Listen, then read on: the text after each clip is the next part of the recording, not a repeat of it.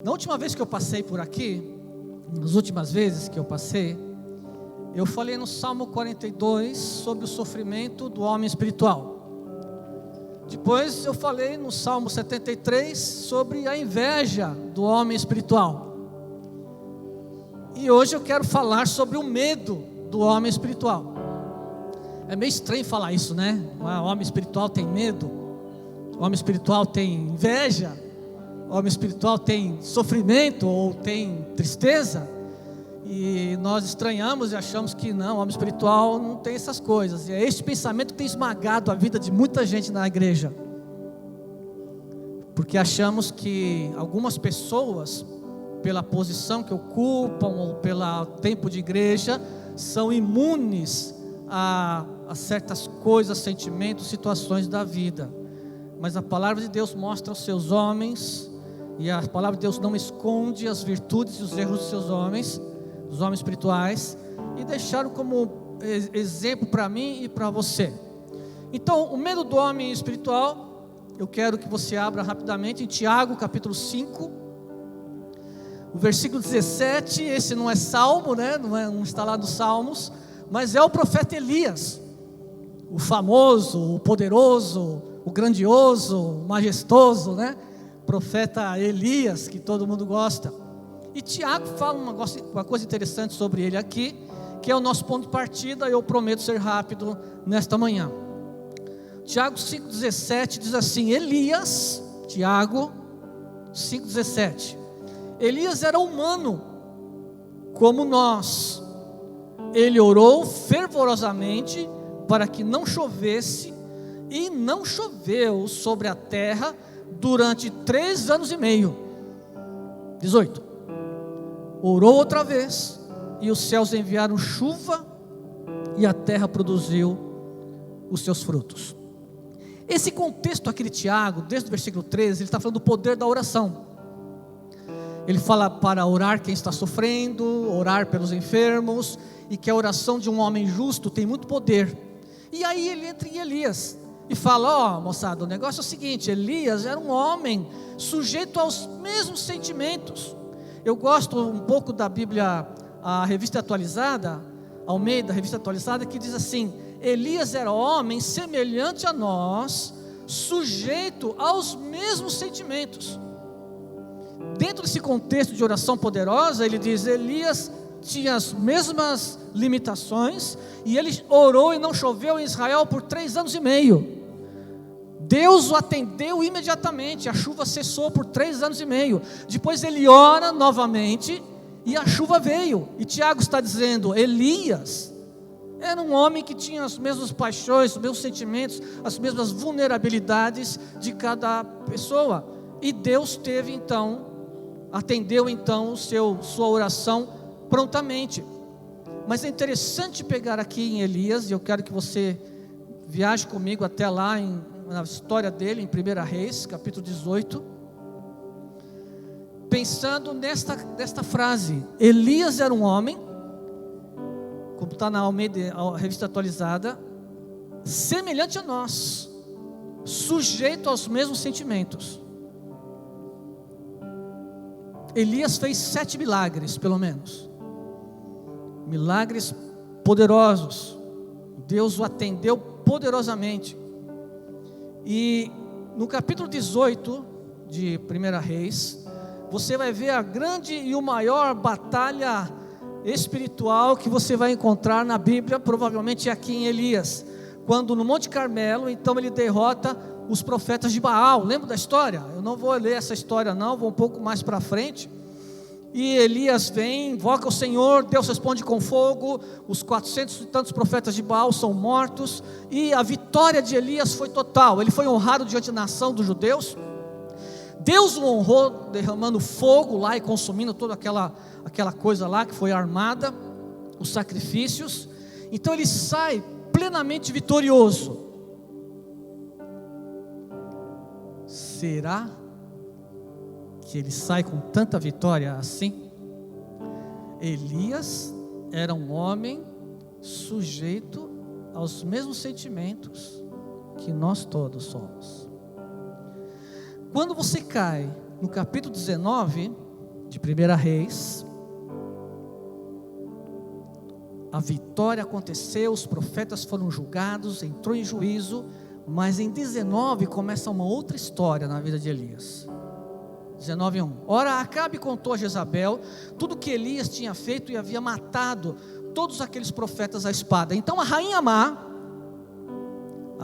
Jezabel, ficou sabendo da história, e os profetas eram dela. Era uma rainha de culto fenício, culto pagão, adoradora de Baal e outros caras lá. E ela fica sabendo da história. No versículo 2, ela está assim: Por isso Jezabel mandou um mensageiro a Elias para dizer-lhe: que os deuses me castiguem com todo rigor, se amanhã, a esta hora, eu não fizer com a sua vida o que você fez com a deles. E essa mulher era perigosa, né? E ela falou: eu vou te catar, você me aguarde, porque eu vou te catar, eu vou te pegar. E ela já tinha matado o cara da Eira de Araúna, o Araúna. Ela já tinha feito alguns crimes, ela tinha feito umas barbaridades, e ela que era chefe, né? O marido dela, o Acabe, que se acabou debaixo da vontade dela. E ela manda esse recado para Elias, e impressionantemente, irmãos, versículo 3, Elias teve medo. Os caras discutem até hoje esse lance de Elias, os caras que estudam mais do que eu aí. 7 milagres, ressuscitou gente, desceu fogo, Deus estava com ele. E a endemoniada manda um recado e diz: eu vou te pegar. E ele teve medo. O mesmo fogo que consumiu aquele sacrifício poderia consumir Jezabel, os soldados e tal, e toda essa história. O que aconteceu com este homem? E ele não teve só medo, pior de tudo isso, Elias teve medo e fez o quê? Fugiu para salvar a sua vida. É inexplicável, é difícil de entender. Deus andava com ele andava com Deus, e ele foge e vai para o deserto. O profeta não só teve medo, mas ele foge. E aí você vai lembrar Tiago, que eu li no começo: Elias era um homem sujeito aos mesmos sentimentos que nós somos. Teve medo e fugiu. Então o pessoal estuda muito sobre ele, sobre esse assunto, e fala-se muita coisa. Versículo 4, 1 Reis 19:4. E entrou no deserto caminhando um dia, chegou a um pé de giesta, sentou-se debaixo dele e orou, pedindo a morte. O cara não só teve medo, não só fugiu, mas ele surtou geral, gente. Ele chega para Deus e fala: não adianta não, o negócio é morrer, me dá a morte, eu quero morrer nesse negócio aqui. Elias era um homem sujeito aos mesmos sentimentos que nós todos. Repetindo 4. Entrou no deserto caminhando um dia, chegou a um pé de giesta, sentou-se debaixo dele e orou, pedindo a morte. Já tive o bastante, Senhor, tira a minha vida, não sou melhor do que os meus antepassados. O indivíduo, e esse homem não brincava, ele era um homem sério, e para ele chegar e pedir a morte, os sentimentos, a gama de sentimentos, o horror que estava dentro dele, era um negócio impressionante, fortíssimo, arrasador. E ele fala com o Senhor: me dá a morte, agora eu quero morrer. Mas o homem, gente, fez 7 milagres, derrotou os profetas, o culto a Baal quase que foi destruído nesse momento. Deus estava com ele, Deus o abençoou, dirigiu e fez uma obra tremenda. De repente ele sente medo, foge e quer morrer. É inexplicável. Elias era um homem com um ministério vitorioso, e ele vai encerrando o ministério querendo morrer. Por quê?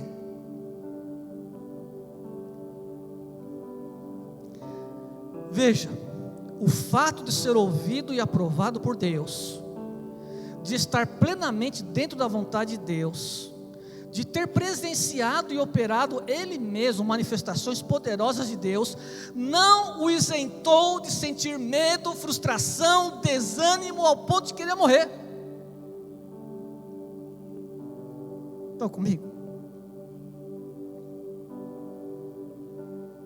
A Bíblia não fala de nenhum pecado desse homem. A Bíblia não fala de nenhum deslize desse homem. Plenamente aprovado. E vai terminando o ministério dele, querendo morrer.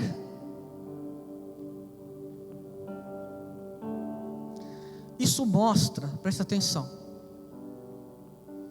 que não há homem ou mulher tão espirituais, tão santos, que não estejam, ou que estejam livres de ser atacado por sentimentos de medo, angústia, tristeza e desânimo. Vou repetir.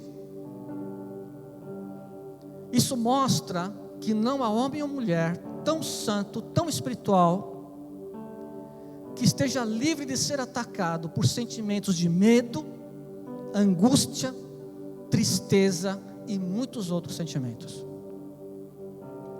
Sabe por quê, meus irmãos e amigos? Porque a vida espiritual é assim.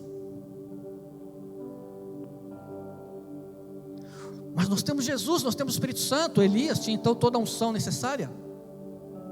Mas Elias era um homem sujeito aos mesmos sentimentos e emoções que todos nós somos. Ainda somos de barro. Certa vez Jesus falou em determinado tempo no seu ministério, Ele falou: vigia e ora. Por quê? O espírito está pronto, mas a carne é fraca. E alguns gostam de brincar, né? Diz que a carne é fraca, mas sempre ganha. Não é? Reparou nisso? A carne é fraca, é verdade, Jesus falou isso, mas parece que muitas vezes ela sempre ganha. Bem, irmãos, Elias então, debaixo dessa torrente de emoções, vai para o deserto. Aparece um anjo da comida, o corvo vem, sei lá, aquela história toda, e ele come uma comida lá e entra no deserto para fugir de Jezabel. 19, versículo 9. 1 Reis 19, 9. Versículo 8. Então ele se levantou, 19, 8. Então ele se levantou, comeu e bebeu, fortalecido com aquela comida, viajou 40 dias e 40 noites, imagine isso. Isso é um outro assunto. Até chegar a Horebe, o monte de Deus. Ali entrou numa caverna e passou a noite. Além de fugir para o deserto, ele acha um buraco e entra dentro. Me mata. Mas no meio desse conflito todo, gente, Deus foi atrás dele. Porque o texto continua, o versículo 9. Ali entrou numa caverna e passou a noite. E a palavra do Senhor veio a ele: o que você está fazendo aqui, Elias? O que você está fazendo nesse buraco? Como é que você veio parar aqui? E Elias responde, sabe como? Com frustração, com solidão, com medo e com desesperança. Versículo 10. Ele respondeu: tenho sido muito zeloso pelo Senhor, o Deus dos exércitos. Os israelitas rejeitaram a tua aliança, quebraram os teus altares, mataram os teus profetas à espada. Sou o único que sobrou, e agora também querem matar-me. A resposta dele foi de frustração, de solidão, de medo e desesperança. Sabe por quê? Porque Elias era um homem sujeito às mesmas paixões, os mesmos sentimentos do que todos os homens são sujeitos. Eu me consolo muito com isso aí, sabia? Elias estava dizendo assim para Deus, respondendo para Deus: sou um servo fiel, O povo de Israel te abandonou, destruiu os teus altares, mataram os teus profetas. Só eu sobrei, sou eu o único fiel da coisa aí, o único que deu certo. E aí o que o Senhor faz? Você conhece bem, eu vou ler rápido. O Senhor se apresenta a ele então. Versículo 11. O Senhor lhe disse: sai do buraco, né? Sai desse buraco, né? Saia e fique no monte, na presença do Senhor, pois vou passar, o Senhor vai passar. Então veio o vento fortíssimo que separou os montes, esmigalhou as rochas diante do Senhor, mas o Senhor não estava no vento. Você já viu o vento que quebra pedra? Um negócio impressionante, cara. Depois do vento houve um terremoto, mas o Senhor não estava no terremoto. Depois do terremoto houve um fogo, mas o Senhor não estava nele. Depois do fogo houve um murmúrio, uma brisa suave. Eu gosto da outra tradução que diz um sício tranquilo, um som, algo suave. E o 13, quando Elias ouviu, puxou a capa para cobrir o rosto, saiu e ficou à entrada da caverna. Porque Deus se apresenta a ele, como se Deus dissesse a ele: o que você está fazendo no buraco? Olha o que eu posso fazer. Você viu o que eu posso fazer? Você viu quem eu sou? Elias, o que você faz neste buraco? O que você faz nesta caverna? Versículo 14, a mesma resposta: medo, desesperança, tristeza. Tenho sido zeloso, tal, pelo Senhor dos Exércitos, só eu sobrei. No versículo 15, Deus fala com ele. Deus lhe dá uma resposta, mas parece que Deus não ouviu em nenhum momento o que ele falou. Versículo 15.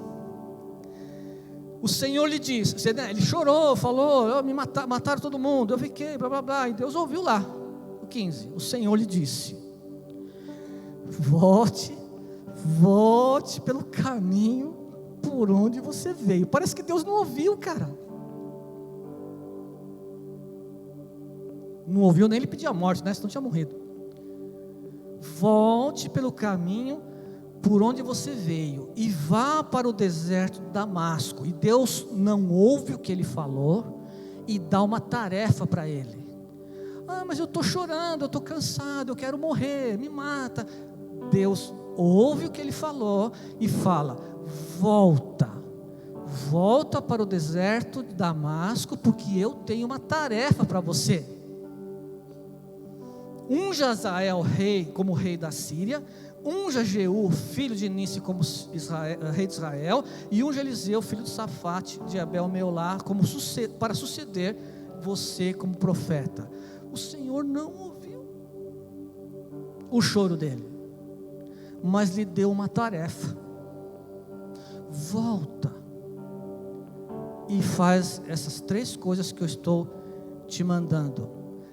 Gente, Deus só responde uma coisa do que ele já tinha falado. Versículo 18: no entanto, fiz sobrar 7.000 em Israel, todos aqueles cujos joelhos não se inclinaram diante de Baal, e todos aqueles cujas bocas não o beijaram.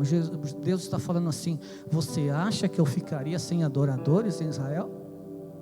Tem 7.000, você não é o único, você não está sozinho.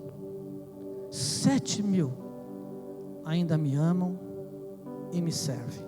Deus não ouviu os seus lamentos, Deus não briga com ele, Deus não o repreende, Deus não fala: mas tu é fraco, tu é mole mesmo, você não vê que eu posso te defender, você não sabe quem você está servindo todos esses. Deus não fala nada, não o repreende.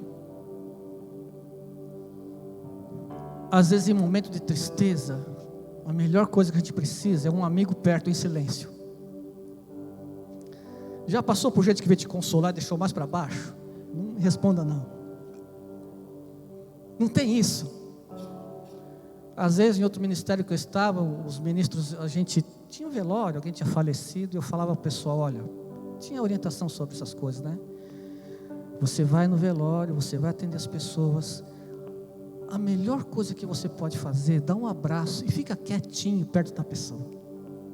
Porque as maiores besteiras que eu já ouvi no ministério foram momentos de velório. Porque a pessoa quer consolar e não tem consolo. Claro, Deus é poderoso para te dar uma coisa dele lá e ajudar aquele indivíduo. Mas se não tem, fique em silêncio, mas esse é outro assunto. E Deus responde para ele: volta para o deserto e eu tenho uma tarefa. Então Deus não discute com ele, ele volta. E você sabe de uma coisa? Elias não terminou seu ministério cumprindo plenamente a ordem de Deus. Sabe o que Elias fez somente? Somente colocou Eliseu no seu lugar. Elias não ungiu Azael, rei da Síria, e Elias não ungiu Jeú no lugar, Jeú como rei de Israel. Elias termina o ministério incompleto. Sabe por quê? Tiago responde: Elias era um homem sujeito aos mesmos sentimentos, paixões que os homens têm. Eu não sei em quantos buracos eu já entrei na minha vida, no meu ministério. Se Deus permitir, em agosto próximo, se ainda estiver por aqui, completo 34 anos nessa trajetória. E entrei em muitos buracos. Caí em muitos desertos. Mas estou aqui. Porque Deus foi lá. E Ele me arrancou do buraco. Traições, mentiras, decepções. Eu podia fazer um livro para vocês. Mas as emoções, os sentimentos e a dor foram reais, irmãos. E eu estou falando isso para você hoje, porque no caminhar da sua vida cristã, isso vai acontecer com você. Isso acontece com os ministros, com os pastores, com quem toca, com quem canta, com quem serve, com quem oferta, com quem dá dízimo.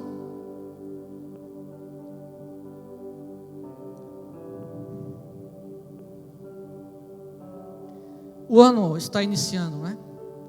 Já iniciou, já. Vamos parar de falar nisso, né? Eu não sei quantas vezes eu vou cometer erros neste ano. Eu, Silvio, não sei quantos erros que eu vou cometer.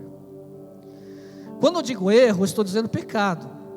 Talvez eu peque contra a minha esposa, ou peque contra meus filhos, ou peque contra a minha igreja, ou eu peque contra meus pastores, ou eu peque contra o meu ministério. Quem garante alguma coisa?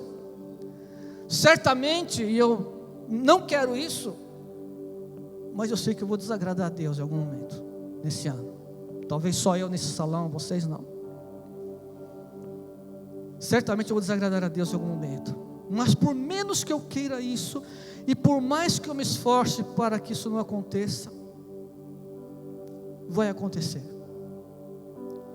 E aí eu vou me lembrar de Elias, que era um homem sujeito às mesmas paixões do que os outros homens. Elias era um homem fiel ao extremo e aprovado por Deus, com sentimentos que ele permitiu que aqueles sentimentos o dominassem, e eram verdadeiros. Não sou melhor do que Elias, mas sou um homem que tem os mesmos sentimentos e emoções que vocês têm. Mas a história de Elias me revela, irmãos, que por mais que eu caia num deserto, que eu entre num deserto, haverá um Deus que vai me procurar. Por mais profundo que eu esteja num buraco, há um Deus que estenderá a mão para me tirar de lá. E por mais que eu falhe, que eu erre, que eu desobedeça, haverá um Deus que ainda irá querer me usar para alguma tarefa. É o Deus de Elias. É o meu Deus. E é o seu Deus também. Acabou a pregação, não tem mais nada.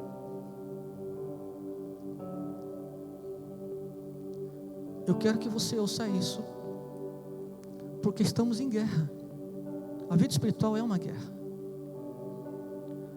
E quando você ficar fraco, enfraquecer, der problemas, leia Tiago 5,17. Elias era todo espiritual, mas quis morrer. Por quê? medo, sofrimento, dor. Mas o mesmo Deus que salvou Elias, salva você também. O mesmo Deus que me salva, salvará você também. Eu quero terminar com oração. Vou pedir o pastor Oliver, vem aqui. É o pastor Elton, né? Vai fazer a ceia, pastor Elton. E o pastor vai terminar com oração, tá bom? Deus abençoe, gente. Muito obrigado.